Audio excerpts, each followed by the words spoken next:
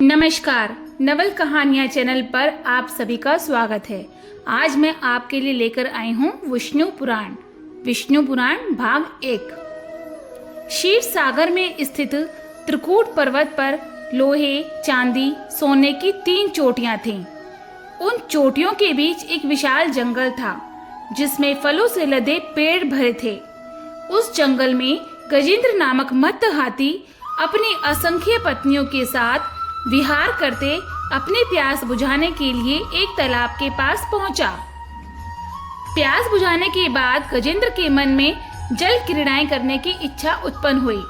फिर वह अपनी औरतों के साथ तालाब में उतरकर पानी को उछालते हुए अपना मनोरंजन करने लगा। इस बीच एक बहुत बड़े मगरमच्छ ने गजेंद्र के दाएं पैर को अपने दाढ़ों से कसकर पकड़ लिया। इस पर पीड़ा के मारे गजेंद्र धिंकार करने लगा।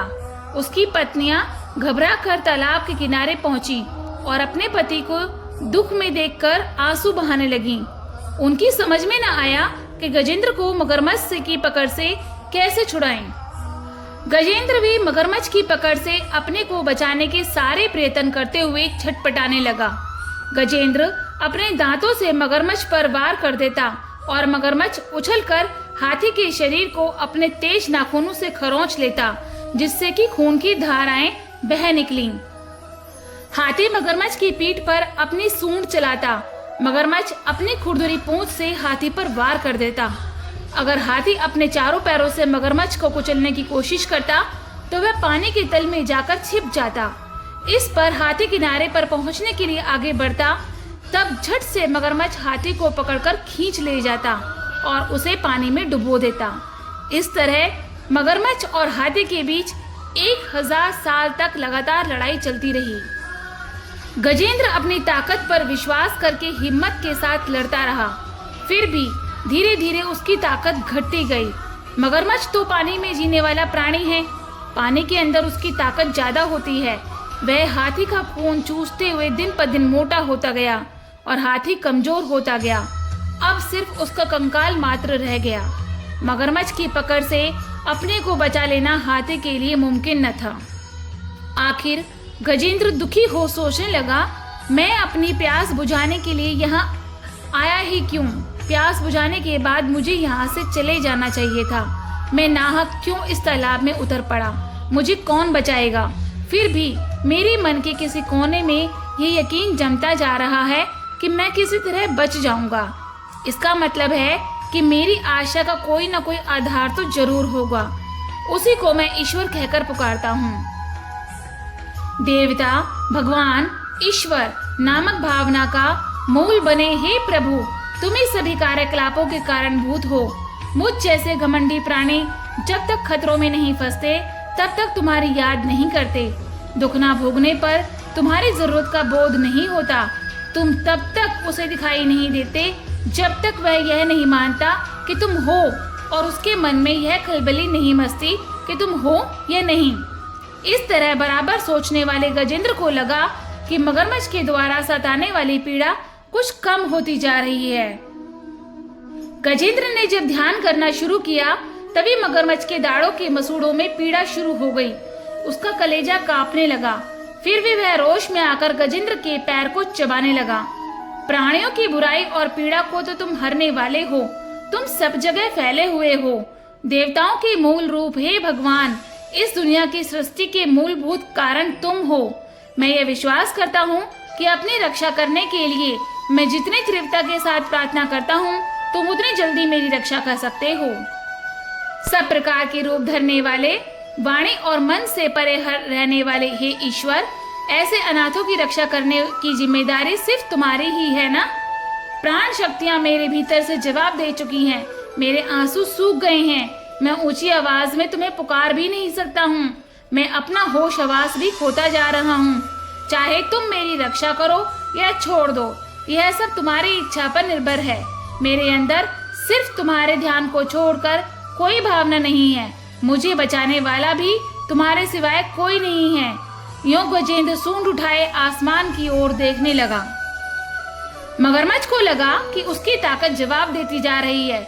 उसका मुंह खुलता जा रहा है, उसका कंठ बंद होता जा रहा है। उधर हाथी की आंखें इस तरह बंद होने लगी कि उसे अपने अस्तित्व का बोध ही न था।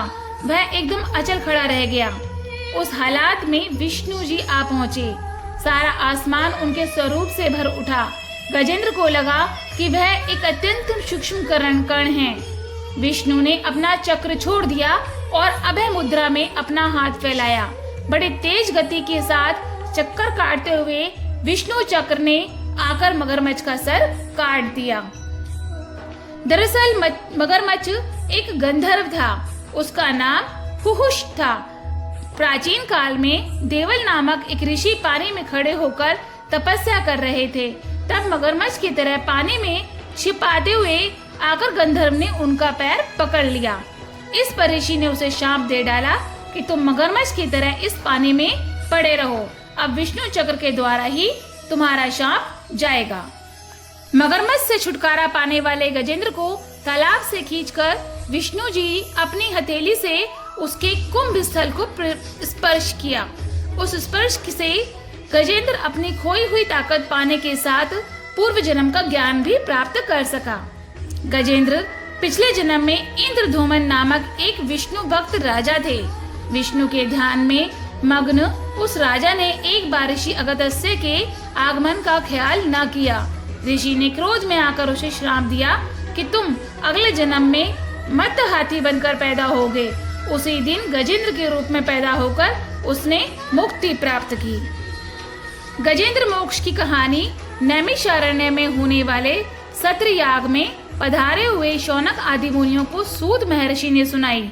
मुनियों ने सूत महर्षि से कहा, मुनिवर, गजेंद्र मोक्ष की कहानी हमें तो सिर्फ एक हाथी की जैसी ही मालूम नहीं होती, बल्कि सारे प्राणी कोटि से संबंधित मालूम होती है। खासकर कई बंधनों और मुसीबतों में फंसकर तड़पने वाले मानव जीवन से संबंधित लगती है। इसके जवाब में सूत महर्षि जी बोले, हाँ, गजेंद्र मोक्ष की कहानी श्लेषार्थ से भरी हुई है। उनका अन्वय जो जिस रूप में चाहे कर सकता है। काल तो विष्णु के अधीन में है, इसलिए काल चक्र के परिभ्रमण में कई कठिनाइयां और समस्याएं हल होती जा रही हैं। मुनियों ने पूछा, मुनिवर, गजेंद्र मोक्ष के आधार पर हमें यह मालूम होता है कि प्रत्येक कार्य का कारणभूत सर्वेश्वर विष्णु है। ऐसे महाविष्णु की कहानी पूर्ण रूप से सुनने की इच्छा हमारे मन में जाग रही है। हम आपके सामने बच्चों के समान हैं, इसलिए हम आपसे प्रार्थना करते हैं कि आप हमारी समझ में आने लायक सरल शैली में विष्णु कथा की सारी बातें समझा दें। आपने महर्षि व्यास के द्वारा समस्त पुराण और इतिहास और उनके मर्म को भी जान लिया है, इसलिए आप ही वे कहानियां सुनाकर हमको कृतार्थ कर सकते हैं। मुनियों की बातें सुनकर सूत मुनि खुश हुए और बोले, हाँ, जरूर सुनाऊंगा।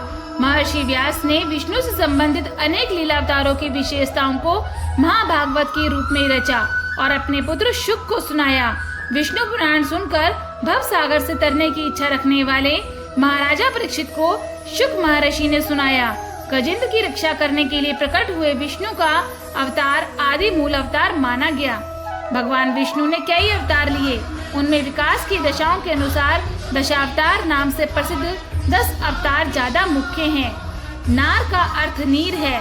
विष्णु जल के मूल हैं, इसलिए वे नारायण कहलाए। नारायण से ही नीर या जल का जन्म हुआ। जल से प्राणी पैदा हुए। विष्णु मछली के रूप में अवतरित हुए। दशावतारों में वही पहला मत्स्य अवतार है। विष्णु जल से भरे नील मेघ के रंग के होते हैं। मेघ के अंदर जैसे बिजली छिपी हुई है, उसी प्रकार विष्णु स्वयं तेजोमय हैं। उनके भीतर से उत्पन्न जल भी तेज से भरे रहकर गोरे रंग का प्रकाश बिखेरता रहता है। वहीं जल कारणोदक शीर्ष सागर है। शीर्ष सागर में अनंत रूपी काल शेषनाग के रूप में कुंडली मारे लेटा रहता है। शेषनाग के 1000 फण हैं। अनंत शेषनाग पर शेषशायी के रूप में विष्णु लेटे रहते हैं। उनकी नाभि में से एक लंबे नाल के साथ एक पद्म ऊपर उठा। उसी पद्म से ब्रह्मा जी का उदय हुआ। ब्रह्मा ने सभी प्राणियों की सृष्टि की। अनंत काल युगों के रूप में चलता रहता है। कृपा, कृत, त्रेता, द्वापर और कलयुग, इन चारों को मिलाकर एक महायुग होता है। 1000 महायुग मिलकर एक कल्प होता है। एक कल्प ब्रह्मा जी का एक दिन होता है। दिन के समाप्त होते ही उन्हें नींद आ जाती है। वहीं कल्पांत है। उस वक्त चारों ओर गहरा अंधेरा छा जाता है। विष्णु से निकली संकर्षण की अग्नि सबको जला देती है। झंझावात चलने लगती हैं। तब भयंकर काले बादल हाथी की सूंडों जैसी जलधाराएं लगातार गिराने लगती हैं। महासमुद्र में आसमान को छू लेने वाला उफान होता है। भूवर और स्वर्ग लोग डूब जाते हैं। चारों तरफ जल को छोड़कर कुछ दिखाई नहीं देता है। यही ब्रह्मा के सोने की रात का प्रलय काल है। यही कल्पांत का समय है। सत्यव्रत नामक राशि नदी में नहाकर नारायण का ध्यान करके जब वह अर्घ्य देने को हुए तब उनकी अंजलि में सोने के रंग की एक छोटी सी मछली आ गई। सत्यव्रत उस मछली को नदी में छोड़ने जा रहे थे। तब वह मछली बोल उठी, हे राजन, हमारी मछली की जाति अच्छी नहीं होती। छोटी मछलियों को बड़ी मछलियां खा जाती हैं। अगर उनसे बच भी जाएं तो मछुआरे जाल फेंक कर पकड़ लेते हैं। इसलिए मैं आपकी शरण मांगने अंजलि में आ गई हूँ। कृपया मुझे छोड़कर ना जाइएगा। सत्यव्रत मछली को अपने कमंडलू में रखकर अपने नगर में ले गए। वे महाराजा के रूप में राज्य करते हुए बड़ी तपस्या करने वाले एक राजश्री थे। विष्णु जी के परम भक्त और बड़े ज्ञानी थे। कमंडलू के भीतर वाली छोटी मछली दूसरे दिन तक बड़ी हो गई और छटपटाते हुए आर्तनाद करने लगी, महाराज, मुझको कमंडलू से बाहर निकालकर बड़ी जगह पहुंचा दीजिए। इस पर मछली को बड़े नांद में छोड़ दिया गया। वह थोड़ी ही देर में और भी बड़ी हो गई। तब सत्यव्रत ने उसे एक तालाब में डाल दिया। मछली बराबर और बढ़ती गई। तब उसे तालाब से बड़ी नदी में और नदी से समुद्र में पहुंचाया गया। इस पर मछली ने पूछा, हे राजश्री, मैं आपकी शरण में आया हूँ। ऐसी हालत में क्या आप मुझे समुद्र में छोड़कर चले जाएंगे? क्या मगरमच्छ और तिमिंगिल मुझको निगल नहीं जाएंगे? सत्यव्रत ने कहा, हे महामीन, बताओ, मैं इससे बढ़कर तुम्हारे लिए और क्या कर सकता हूँ? पल भर में 100 योजन बढ़ने वाले तुमको भला कौन प्राणी निगल सकता है? अगर आपको विष्णु पुराण का भाग 1 पसंद आया है तो कृपया मेरे चैनल को लाइक कीजिए, सब्सक्राइब कीजिए। मैं आगे विष्णु पुराण भाग 2 लेकर आऊंगी। धन्यवाद।